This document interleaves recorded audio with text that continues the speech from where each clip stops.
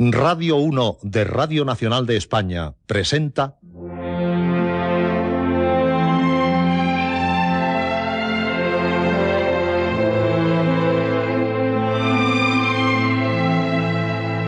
Historias.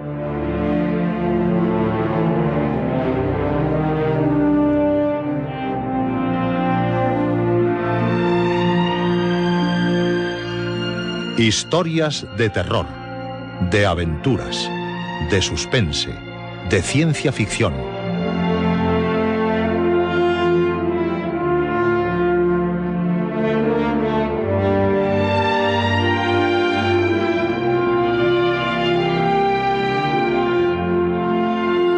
Un programa escrito y dirigido por Juan José Plans. Esta noche, el Monte de las Ánimas.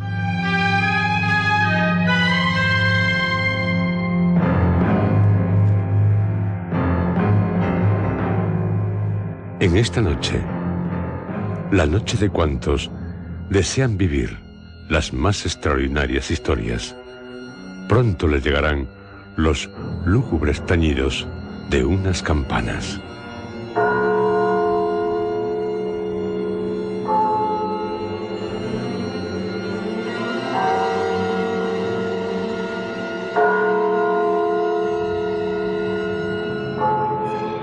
¿Las oyen?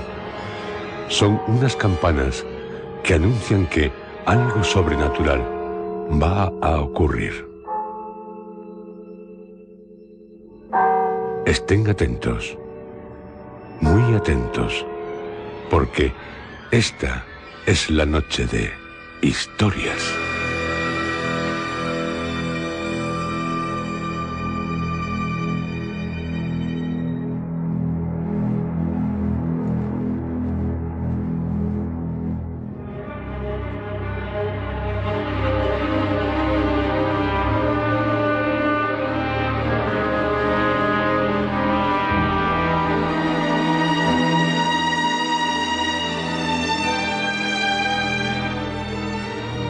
El jueves 22 de diciembre de 1870, hacia las 10 de la mañana, murió en Madrid, a los 34 años de edad, Gustavo Adolfo Bécquer. Sus últimas palabras, pronunciadas claramente, fueron: todo mortal. El cielo, encapotado, se oscurecería aún más al producirse 3/4 de hora después de su muerte aproximadamente un eclipse de sol. Fue como si a su muerte hasta el cielo se entristeciera. Escribió en su introducción sinfónica: por los tenebrosos rincones de mi cerebro, acurrucados y desnudos, duermen los extravagantes hijos de mi fantasía, esperando en silencio que el arte los vista de la palabra para poderse presentar decentes en la escena del mundo. Fecunda como el lecho de amor de la miseria, y parecida a esos padres que engendran más hijos de los que pueden alimentar, mi musa concibe y pare en el misterioso santuario de la cabeza, poblándola de creaciones sin número, a las cuales ni mi actividad ni todos los años que me restan de vida sería suficiente a dar forma. Una de esas creaciones, el Monte de las Ánimas.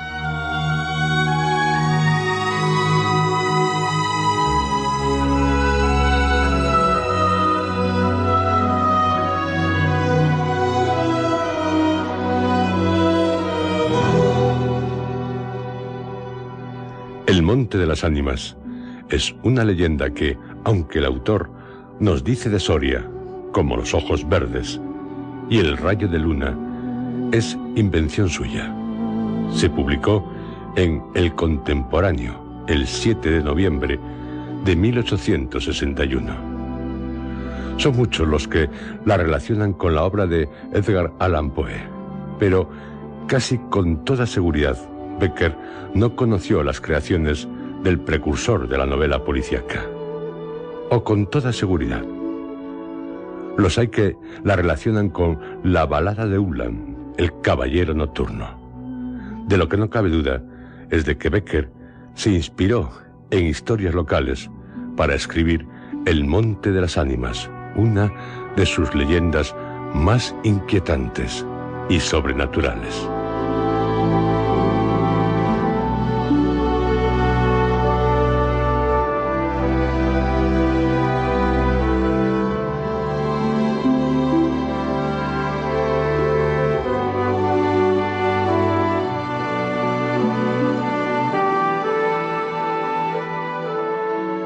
En el Monte de las Ánimas, cerca del Duero, hubo unas ruinas. Ruinas que para unos eran de una capilla de los templarios y para otros del convento de San Juan del Duero, de los frailes de San Juan de Jerusalén. Los templarios, orden de caballería que se creó con el ánimo de proteger a los peregrinos que se dirigían a los santos lugares, fueron muy tratados por los románticos. La orden fue fundada en el año 1119. Balduino II, rey latino de Jerusalén, albergó a los templarios en su palacio, contiguo al llamado Templo de Salomón. Confirmados por el Concilio de Troyes, 1128, adquirieron poderío y riquezas, llegando a constituirse en los banqueros de Europa.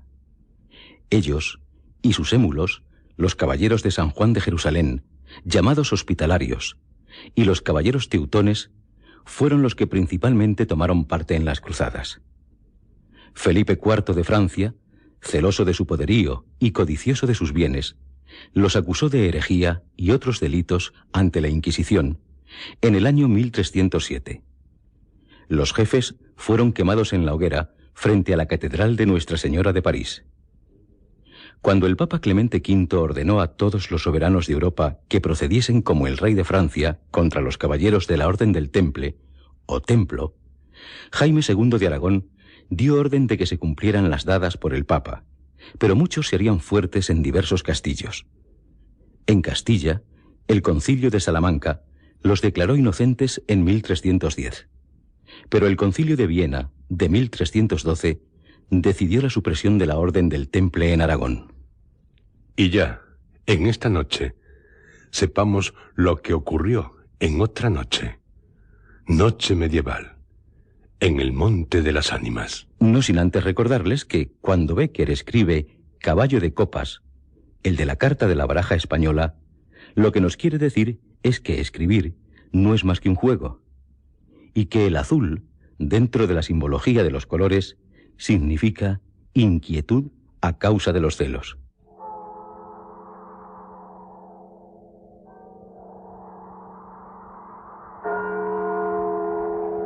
La noche de difuntos me despertó a no sé qué hora, el doble de las campanas.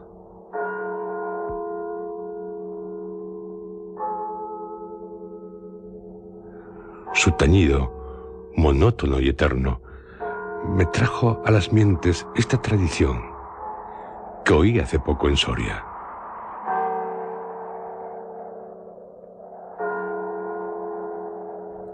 Intenté dormir de nuevo. Imposible.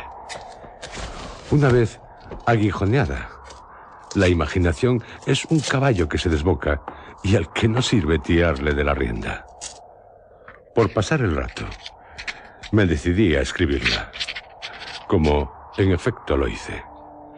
A las 12 de la mañana, después de almorzar bien y con un cigarro en la boca, no le hará mucho efecto a los lectores de El Contemporáneo.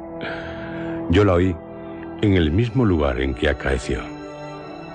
Y la he escrito volviendo algunas veces la cabeza con miedo, cuando sentía crujir los cristales de mi balcón, estremecidos por el aire frío de la noche. Sea de ella lo que quiera, allá va, como el caballo de copas.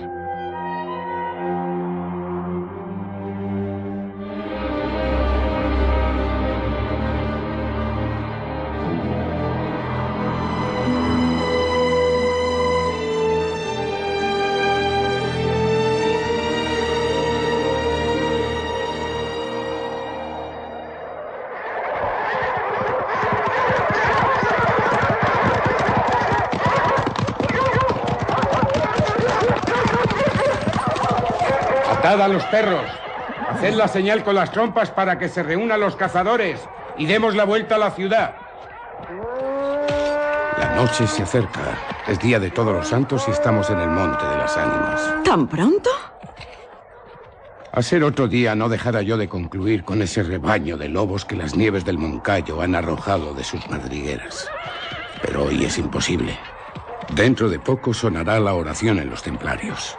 Y las ánimas de los difuntos comenzarán a tañer su campana en la capilla del monte. ¿En esa capilla ruinosa? Va, ¿quieres asustarme? No, hermosa prima.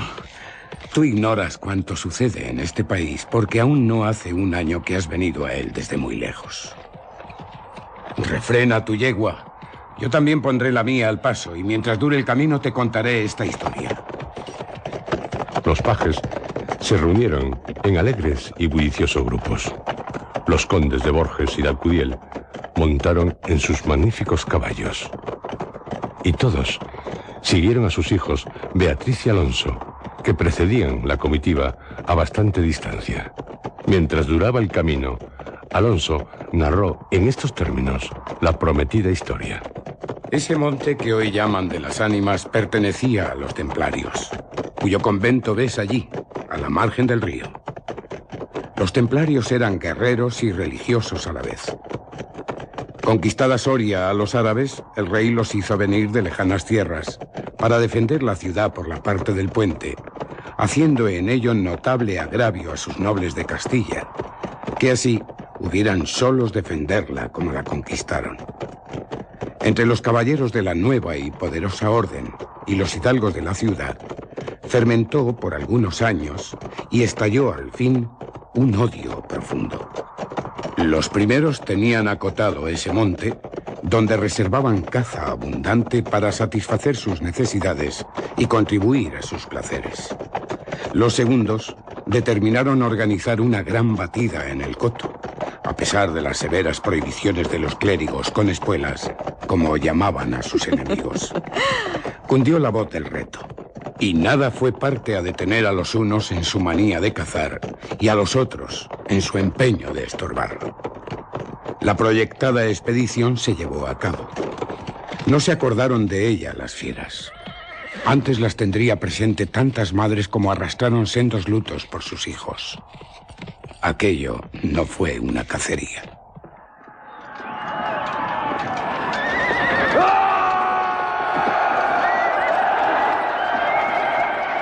Fue una batalla espantosa.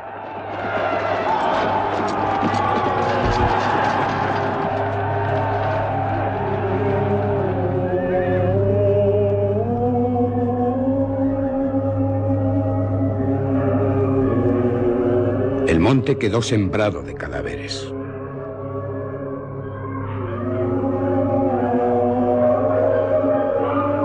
Los lobos, a quienes se quiso exterminar, tuvieron un sangriento festín.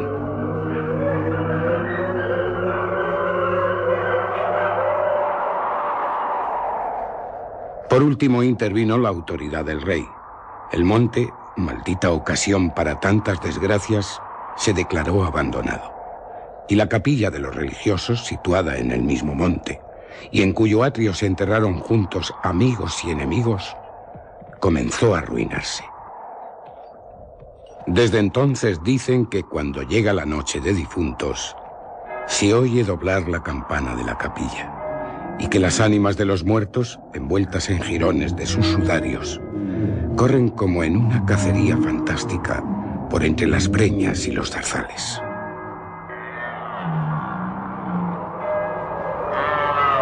Los ciervos braman espantados, los lobos aúllan, las culebras dan horrorosos silbidos. Y al otro día se han visto impresas en la nieve las huellas de los descarnados pies de los esqueletos. Por eso en Soria lo llamamos el Monte de las Ánimas. Y por eso he querido salir de él antes de que cierre la noche. La relación de Alonso concluyó justamente cuando los dos jóvenes llegaban al extremo del puente que da paso a la ciudad por aquel lado. Allí esperaron al resto de la comitiva, la cual, después de incorporarse los dos jinetes, se perdió por entre las estrechas calles de Soria.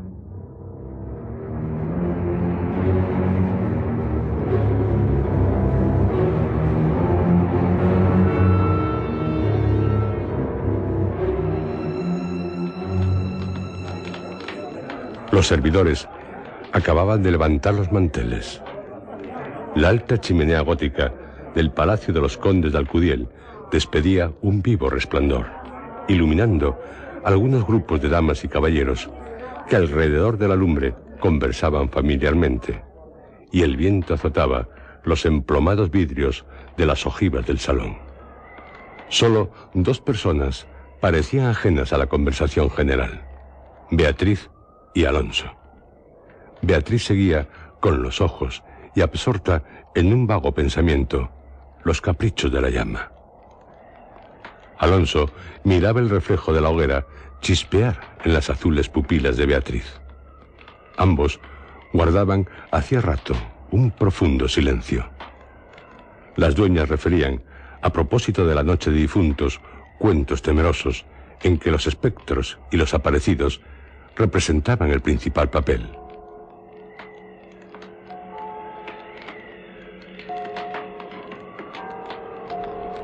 Y las campanas de las iglesias de Soria doblaban a lo lejos con un tañido monótono y triste.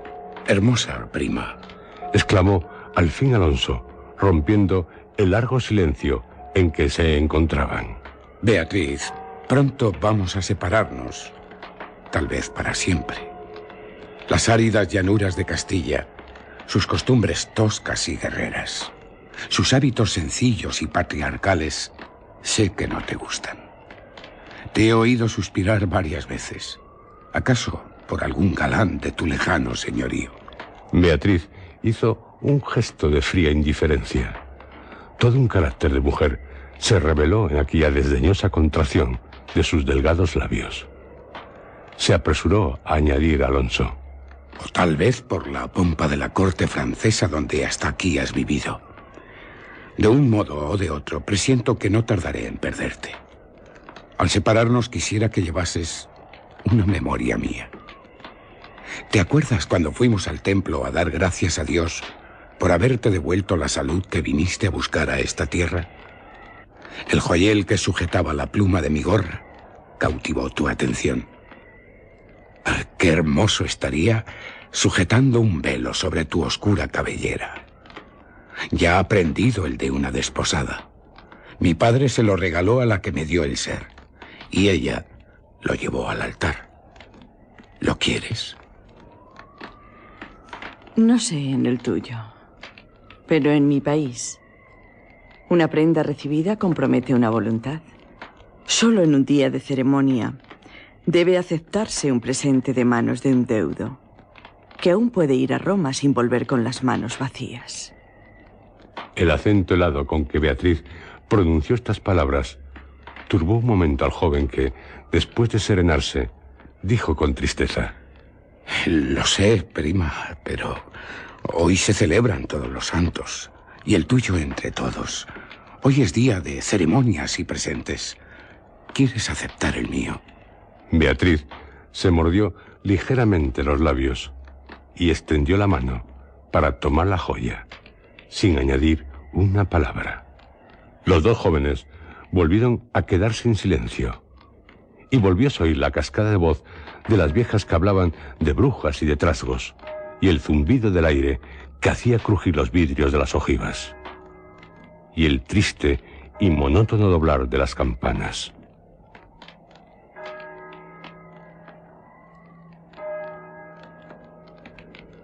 Al cabo de algunos minutos, el interrumpido diálogo tornó a anudarse de este modo. Y antes que concluya el día de todos los santos, en que así como el tuyo se celebra el mío, y puedes sin atar tu voluntad dejarme un recuerdo, no lo harás, dijo él, clavando una mirada en la de su prima, que brilló como un relámpago, iluminada por un pensamiento diabólico. ¿Por qué no? Exclamó, llevándose la mano al hombro derecho como para buscar alguna cosa entre los pliegues de su ancha manga de terciopelo bordado de oro. Después, con una infantil expresión de sentimiento, añadió: ¿Te acuerdas de la banda azul que llevé hoy a la cacería? Y que por no sé qué emblema de su color me dijiste que era la divisa de tu alma. Sí. Pues Se ha perdido. ¿Cómo? Se ha perdido y pensaba dejártela como un recuerdo. ¿Se ha perdido? ¿Y dónde? Preguntó Alonso, incorporándose de su asiento y con una indescriptible expresión de temor y esperanza. No sé. ¿En el monte, acaso? En el monte de las ánimas, murmuró, palideciendo y dejándose caer en el sitial. En el monte de las ánimas. Luego prosiguió, con voz entrecortada y sorda. Tú lo sabes porque lo habrás oído 1000 veces. En la ciudad, en toda Castilla, me llaman el rey de los cazadores. No habiendo aún podido probar mis fuerzas en los combates, como mis ascendientes, he llevado a esa diversión, imagen de la guerra, todos los bríos de mi juventud, todo el ardor hereditario en mi raza. La alfombra que pisan tus pies son despojos de fieras que he muerto por mi mano. Yo conozco sus guaridas y sus costumbres. Yo he combatido con ellas de día y de noche, a pie y a caballo, solo y en batida, y nadie dirá que me ha visto huir el peligro en ninguna ocasión. Otra noche volaría por esa banda y volaría gozoso como a una fiesta. Y sin embargo, esta noche, ¿a qué ocultártelo? Tengo miedo. ¿Oyes? ¿Oyes? Las campanas doblan. La oración ha sonado en San Juan del Duero. Las ánimas del monte comenzarán ahora a levantar sus amarillentos cráneos de entre las malezas que cubren sus fosas. Las ánimas, cuya sola vista puede helar de horror la sangre del más valiente, tornar sus cabellos blancos o arrebatarle en el torbellino de su fantástica carrera como una hoja que arrastra el viento sin que se sepa a dónde. Mientras el joven hablaba, una sonrisa imperceptible se dibujó en los labios de Beatriz, que, cuando hubo concluido, exclamó en un tono indiferente, y mientras atizaba el fuego del hogar, donde saltaba y crujía la leña, arrojando chispas de 1000 colores. Oh, eso de ningún modo. ¡Qué locura! Ir ahora al monte por semejante friolera. Una noche tan oscura. Noche de difuntos. Y lleno el camino de lobos. Al decir esta última frase, la recargó de un modo tan especial que Alonso no pudo menos de comprender toda su amarga ironía. Movido como por un resorte, se puso de pie. Se pasó la mano por la frente, como para arrancarse el miedo que estaba en su cabeza y no en su corazón. Y con voz firme exclamó, dirigiéndose a la hermosa, que estaba aún inclinada sobre el hogar, entreteniéndose en revolver el fuego. Adiós, Beatriz. Adiós. Hasta pronto. ¡Alonso! ¡Alonso! Dijo, volviéndose con rapidez. Pero cuando quiso, o aparentó querer detenerle, el joven había desaparecido. A los pocos minutos, se oyó el rumor de un caballo que se alejaba al galope. La hermosa, con una radiante expresión de orgullo satisfecho que coloreó sus mejillas, prestó atento oído a aquel rumor que se debilitaba, se perdía, que se desvaneció por último. Las viejas, en tanto, continuaban en sus cuentos de ánimas aparecidas. El aire zumbaba en los vidrios del balcón y las campanas de la ciudad doblaban a lo lejos.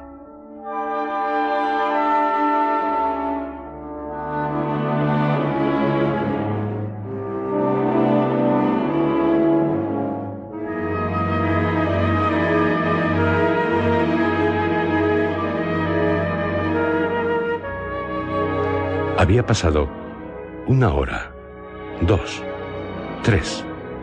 La medianoche estaba a punto de sonar, cuando Beatriz se retiró a su oratorio. Alonso no volvía, y a querer, en menos de 1 hora, pudiera haberlo hecho. Habrá tenido miedo, Exclamó la joven, cerrando su libro de oraciones y encaminándose a su lecho, después de haber intentado, inútilmente, murmurar algunos de los rezos que la Iglesia consagra en el Día de los Difuntos a los que ya no existen. Después de haber apagado la lámpara y cruzado las dobles cortinas de seda, se durmió. Se durmió con un sueño inquieto, ligero, nervioso.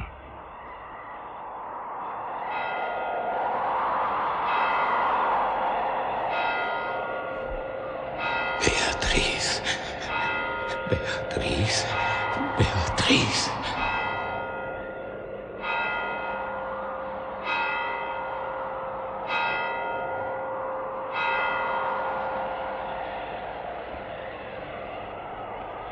Las 12 sonaron en el reloj del postigo. Beatriz oyó entre sueños las vibraciones de la campana, lentas, sordas, tristísimas, y entreabrió los ojos. Creía haber oído, aparte de ellas, pronunciar su nombre, pero lejos, muy lejos, y por una voz ahogada y doliente. El viento gemía en los vidrios de la ventana. Será el viento. Y, poniéndose la mano sobre el corazón, procuró tranquilizarse. Pero su corazón latía cada vez con más violencia.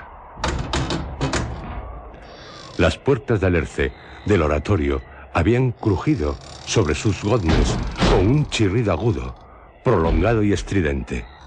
Primero unas y luego las otras más cercanas. Todas las puertas que daban paso a su habitación iban sonando por su orden. Estas con un ruido sordo y grave, aquellas con un lamento largo y crispador. Después, silencio.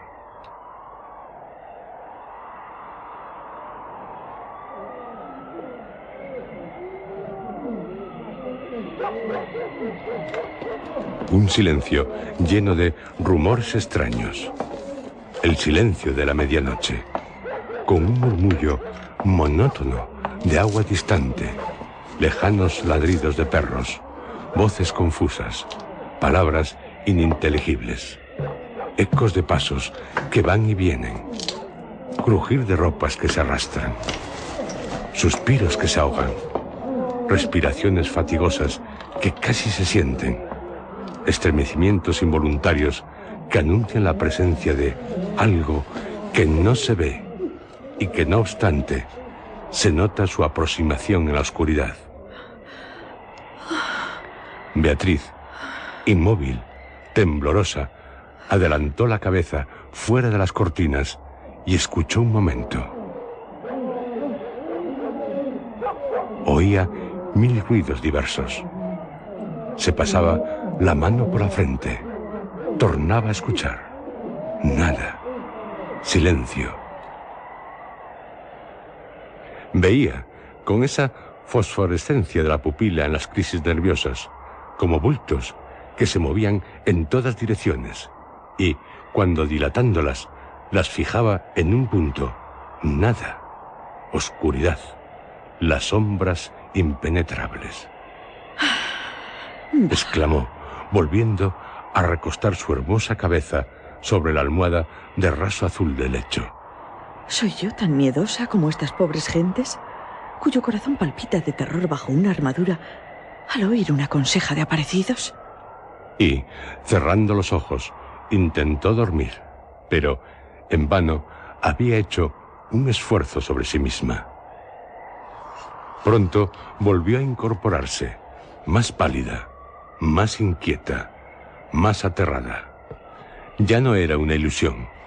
Las colgaduras de brocado de la puerta habían rozado al separarse, y unas pisadas lentas sonaban sobre la alfombra. El rumor de aquellas pisadas era sordo, casi imperceptible, pero continuado, y a su compás se oía crujir una cosa como madera o hueso. Y se acercaban. Se acercaban. Y se movió el reclinatorio que estaba a la orilla de su lecho. Beatriz lanzó un grito agudo y, rebujándose en la ropa que la cubría, escondió la cabeza y contuvo el aliento. El aire azotaba los vidrios del balcón. El agua de la fuente lejana caía y caía con un rumor eterno y monótono. Los ladridos de los perros se dilataban en las ráfagas del aire, y las campanas de la ciudad de Soria, unas cerca, otras distantes, doblaban tristemente por las ánimas de los difuntos.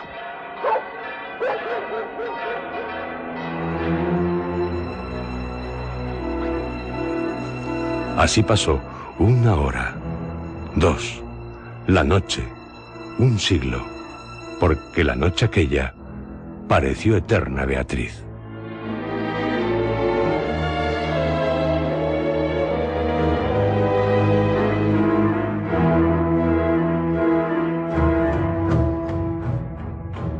Al fin, despuntó la aurora. Vuelta de su temor, entreabrió los ojos a los primeros rayos de la luz.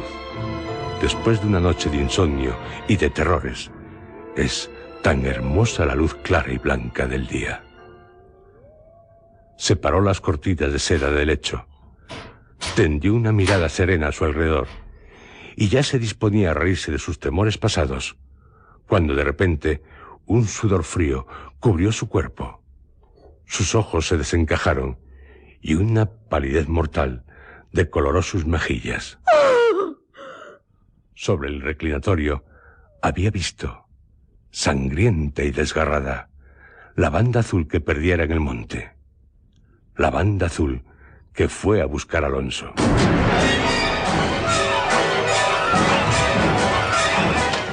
Cuando sus servidores llegaron, despavoridos, a noticiarle la muerte del primogénito de Alcudiel, que a la mañana había aparecido devorado por los lobos entre las malezas del Monte de las Ánimas, la encontraron inmóvil, crispada, asida con ambas manos a una de las columnas de ébano del lecho, desencajados los ojos, entreabierta la boca, blancos los labios, rígidos los miembros. Muerta, muerta de terror.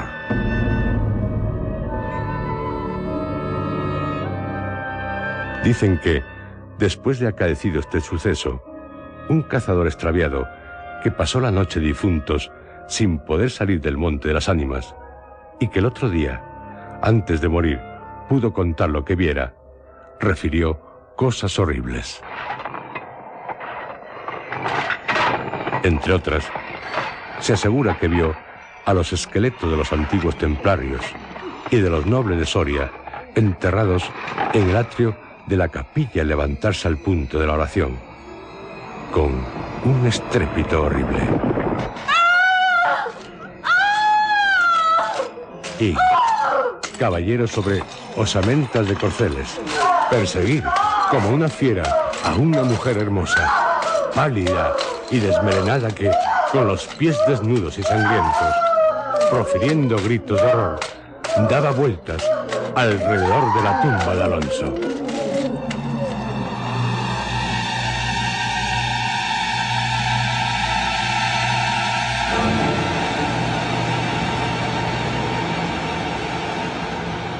Ánimas hay también en otra de sus sobrenaturales leyendas, la Cueva de la Mora. Esta leyenda se publicó en El Contemporáneo el 16 de enero de 1863.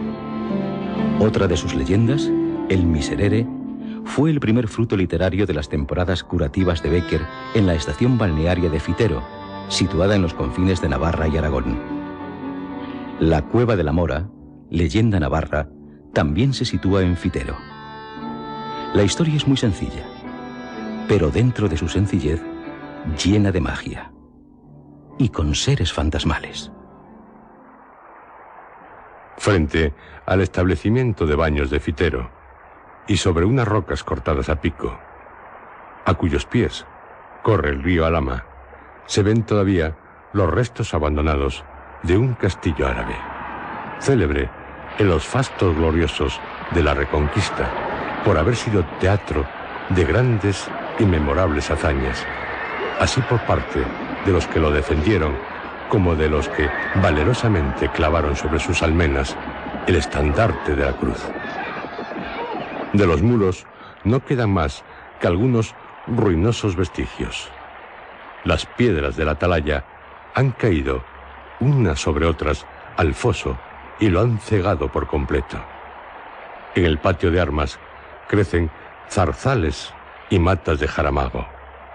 Por todas partes, a donde se vuelven los ojos, no se ven más que arcos rotos, sillares oscuros y carcomidos.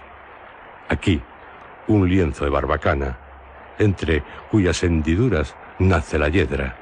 Allí, un torreón que aún se tiene en pie como por milagro. Más allá, los postes de argamasa con las anillas de hierro que sostenían el puente colgante. Durante mi estancia en los baños, ya por hacer ejercicio, que según me decían, era conveniente al estado de mi salud, ya arrastrado por la curiosidad, todas las tardes tomaba entre aquellos vericuetos el camino que conduce a las ruinas de la fortaleza árabe.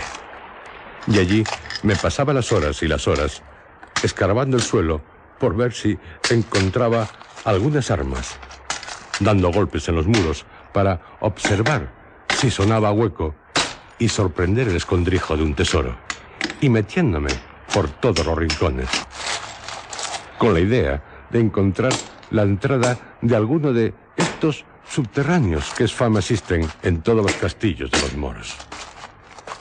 Mis diligentes pesquisas fueron por demás infructuosas.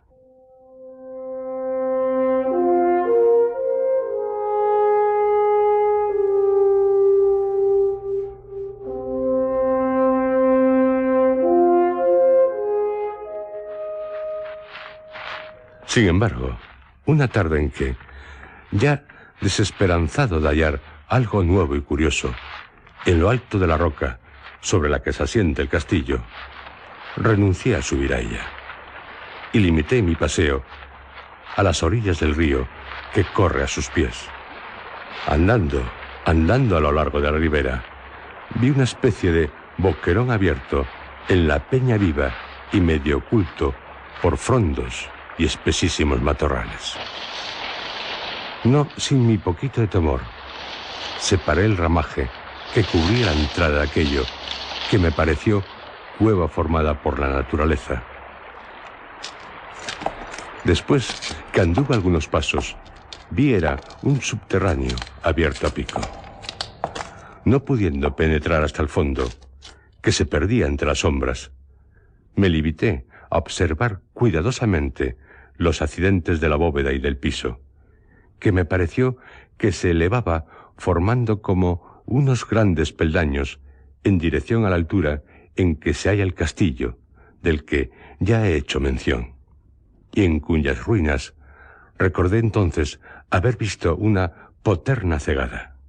Sin duda, había descubierto uno de esos caminos secretos, tan comunes en las obras militares de aquella época, el cual debió servir para hacer salidas falsas, o coger, estando sitiados, el agua del río que corre allí inmediato. Para cerciorarme de la verdad que pudiera haber en mis deducciones, después que salí de la cueva, por el mismo sitio por el que había entrado, trabé conversación con un trabajador que andaba podando unas viñas en aquellos vericuetos, y al cual me acerqué so pretexto de pedirle lumbre para encender un cigarrillo. Hablamos de varias cosas indiferentes, de las propiedades medicinales de las aguas de Fitero, de la cosecha pasada y la porvenir, de las mujeres de Navarra y el cultivo de las viñas. Hablamos, en fin, de todo lo que al buen hombre se le ocurrió, primero que de la cueva, objeto de mi curiosidad. Cuando, por último, la conversación recayó sobre este punto, le pregunté si sabía alguien que hubiese penetrado en ella y visto su fondo. Me dijo, como asombrado al oír mi pregunta: ¿penetrar en la cueva de la Mora? ¿Quién había de atreverse? ¿No sabe usted que de esa cima sale todas las noches un ánima? ¿Un ánima? ¿El ánima de quién? El ánima de la hija de un alcalde moro, que anda todavía penando por estos lugares y se la ve todas las noches salir vestida de blanco de esa cueva y llena en el río una jarrica de agua. Por la explicación de aquel buen hombre, vine en conocimiento de que acerca del castillo árabe y del subterráneo que yo suponía en comunicación con él, había alguna historieta. Y como yo soy muy amigo de oír todas estas tradiciones, especialmente de los labios de la gente del pueblo, le supliqué que me la refiriese, lo cual hizo, poco más o menos, en los mismos términos que yo, a mi vez, se la voy a referir a mis lectores.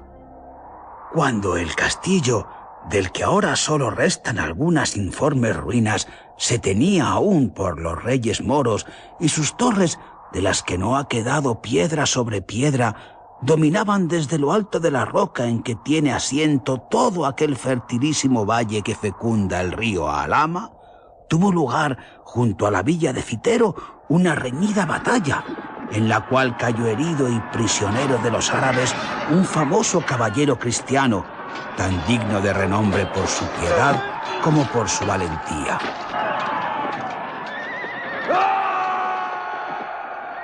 Conducido a la fortaleza y cargado de hierros por sus enemigos, estuvo algunos días en el fondo de un calabozo luchando entre la vida y la muerte, hasta que, curado casi milagrosamente de sus heridas, sus deudos le rescataron a fuerza de oro.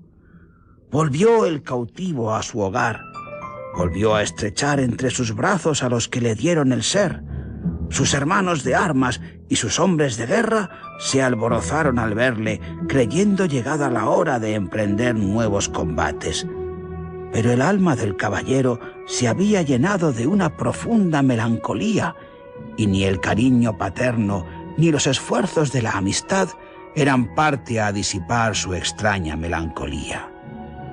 Durante su cautiverio logró ver a la hija del alcaide moro, de cuya hermosura tenía noticias por la fama antes de conocerla, pero cuando la hubo conocido, la encontró tan superior a la idea que de ella se había formado que no pudo resistir a la seducción de sus encantos y se enamoró perdidamente de un objeto para él imposible.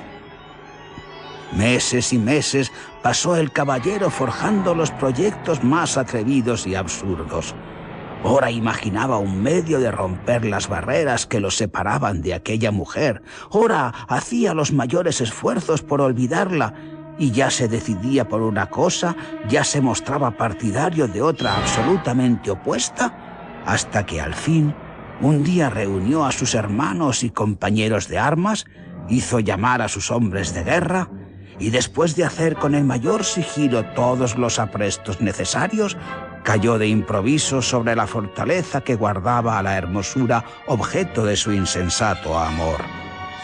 A partir de esta expedición, todos creyeron que solo movía a su caudillo el afán de vengarse de cuanto le habían hecho sufrir arrojándolo en el fondo de sus calabozos.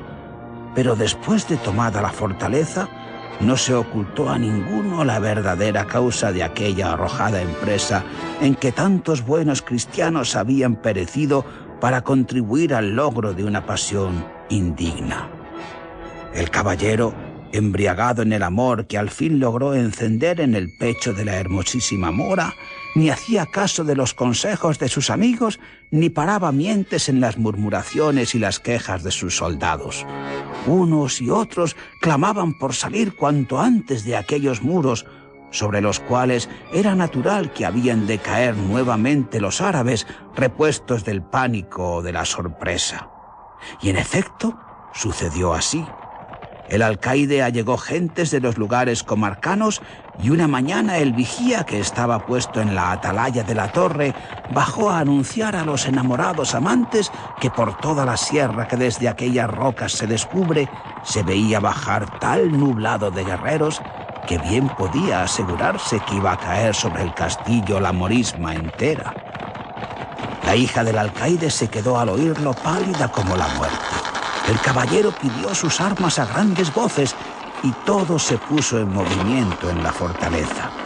Los soldados salieron en tumulto de sus cuadras, los jefes comenzaron a dar órdenes, Se bajaron los rastrillos, se levantó el puente colgante y se coronaron de ballesteros las almenas.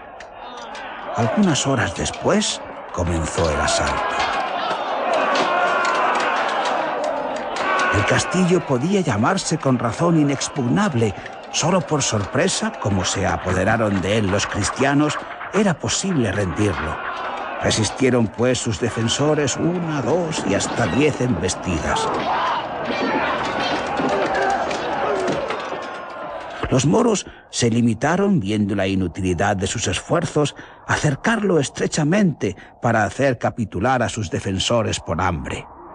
El hambre comenzó en efecto a hacer estragos horrorosos entre los cristianos, pero sabiendo que una vez rendido el castillo, el precio de la vida de sus defensores era la cabeza de su jefe, ninguno quiso hacerle traición, y los mismos que habían reprobado su conducta juraron perecer en su defensa. Los moros, impacientes, resolvieron dar un nuevo asalto al mediar la noche. La embestida fue rabiosa, la defensa desesperada y el choque horrible. Durante la pelea, el alcaide, partida la frente de un hachazo, cayó al foso desde lo alto del muro, al que había logrado subir con la ayuda de una escala, al mismo tiempo que el caballero recibía un golpe mortal en la brecha de la barbacana, en donde unos y otros combatían cuerpo a cuerpo entre las sombras. Los cristianos comenzaron a cejar y a replegarse. En este punto, la mora se inclinó sobre su amante, que yacía en el suelo moribundo, y tomándolo en sus brazos, con unas fuerzas que hacían mayores la desesperación y la idea del peligro, lo arrastró hasta el patio de armas. Allí tocó a un resorte, se levantó una piedra como movida por un impulso sobrenatural, y por la boca que dejó ver al levantarse, desapareció con su preciosa carga y comenzó a descender hasta llegar al fondo del subterráneo. Cuando el caballero volvió en sí, tendió alrededor una mirada llena de extravío y dijo: Tengo sed. Me muero. Me abraso. Y en su delirio precursor de la muerte, de sus labios secos, al pasar por los cuales silbaba la respiración, solo se oían salir estas palabras angustiosas: Tengo sed. Me abraso. Agua. Agua. La mora sabía que aquel subterráneo tenía una salida al valle por donde corre el río. El valle y todas las alturas que lo coronaban estaban llenos de soldados moros, que una vez rendida la fortaleza buscaban en vano por todas partes al caballero y a su amada para saciar en ellos su sed de exterminio. Sin embargo, no vaciló un instante y, tomando el casco del moribundo, se deslizó como una sombra por entre los matorrales que cubrían la boca de la cueva y bajó a la orilla del río. Ya había tomado el agua, ya iba a incorporarse para volver de nuevo al lado de su amante, cuando silbó una saeta y exhaló un grito. 2 guerreros moros que velaban alrededor de la fortaleza habían disparado sus arcos en la dirección en que oyeron moverse las ramas. La mora, herida de muerte, logró sin embargo arrastrarse a la entrada del subterráneo y penetrar hasta el fondo, donde se encontraba el caballero.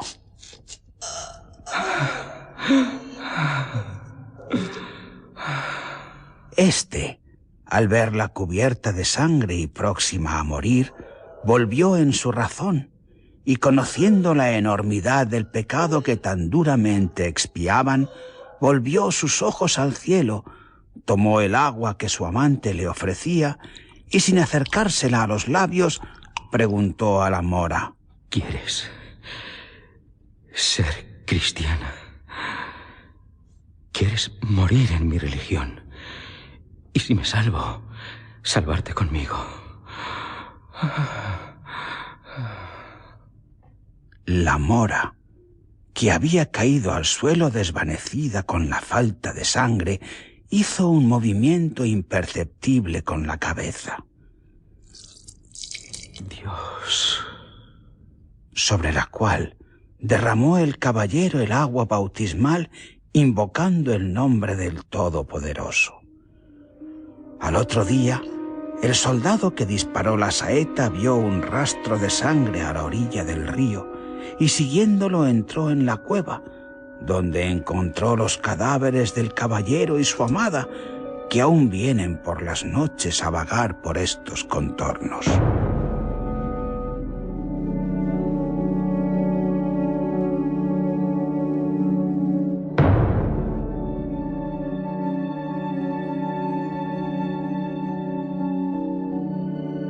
Romántico y sobrenatural mundo de Gustavo Adolfo Bécquer. Un mundo en el que seguiremos en nuestro próximo programa con otra de sus leyendas, la mágica, asombrosa, inquietante, fantástica leyenda, los ojos verdes.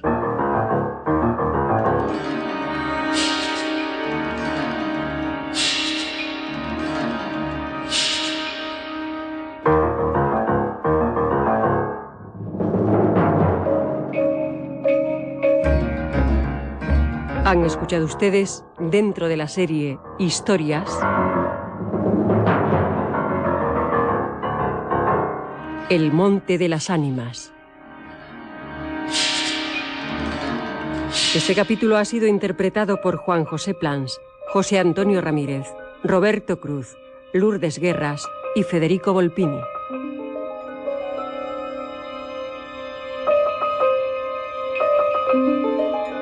Efectos especiales, Joaquín Úbeda. Realización técnica, Armando Multedo y Adolfo Abarca. Dirección, Juan José Plans.